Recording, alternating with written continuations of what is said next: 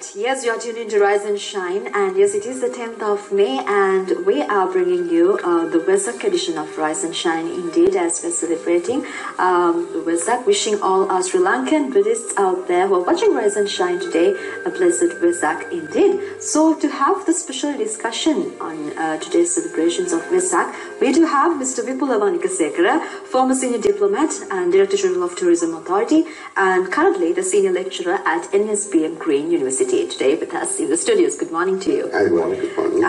And how are you doing, Mr. Vipula, first of all? Well, I think at the outset I must tell you that it's certainly a privilege to be here on this. Not a stranger to Rise and Shine. Yes, and this is the most precious day for the world, the Buddhist world over.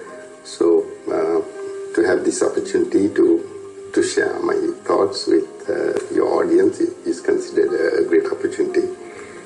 We're absolutely blessed to have you as well in the studio to discuss in detail about, because you are a recurring guest, especially on Poya days. So right. We thought that will be the best fit for you as well. So talking about today's, when it comes to Vesak Day celebrations in Sri Lanka, not only in Sri Lanka, but it's actually these Vesak Day celebrations, they are mainly circulated around the birth of Lord Buddha and also enlightenment and also the passing away of the Lord Buddha. So this is the main concept when it comes to Buddhism for the Buddhists out there who are co-Buddhist, and they celebrate this as a festival when it comes to Vesak. So in your point of view now, apart from the religious aspect, what else do you think the Vesak should be in significance of?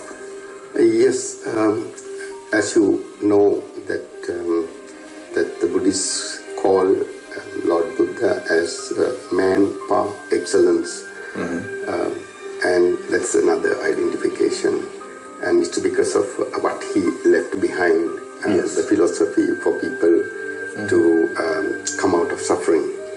And the most important two messages probably that emerges from his entire life story is, firstly, after having seen the true nature of suffering, he made a huge determination. That is, he was the emperor designate and someone who was going to take over a kingdom.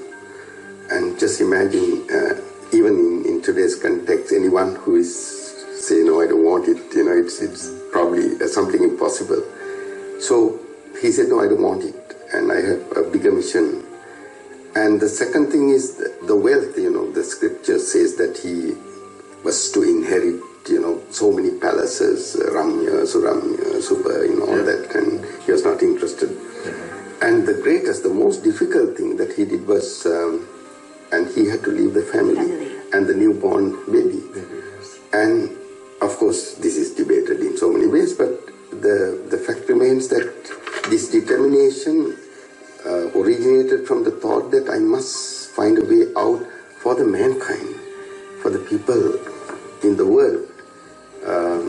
And then you call it a great renunciation. You just, walked out without anything, and not many people can do that, at a time where everyone is trying to gain something by way of wealth or power or positions, and here it's totally the other way around. I think it's a huge decision which not an average person can do, and which we should bring on board in this commemoration of Vesak celebration.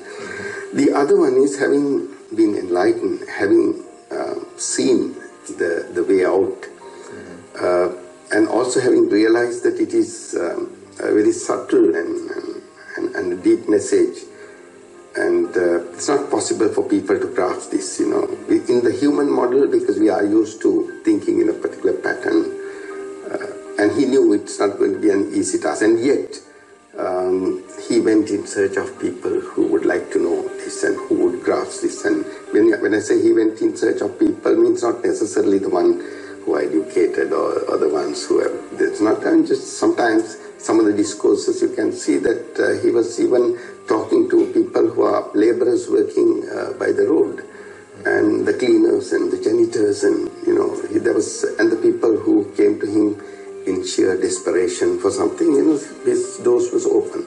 So that service that was rendered to the mankind one that we should remember when commemorating the Vesak celebration. It's not just the person, and obviously, the people worship, but at the same time, these two factors, finally what he left behind, and it helps people to find solace in their day-to-day, the mental noise and trouble, and that's the greatest thing, and that's the other two significant factors which I thought I would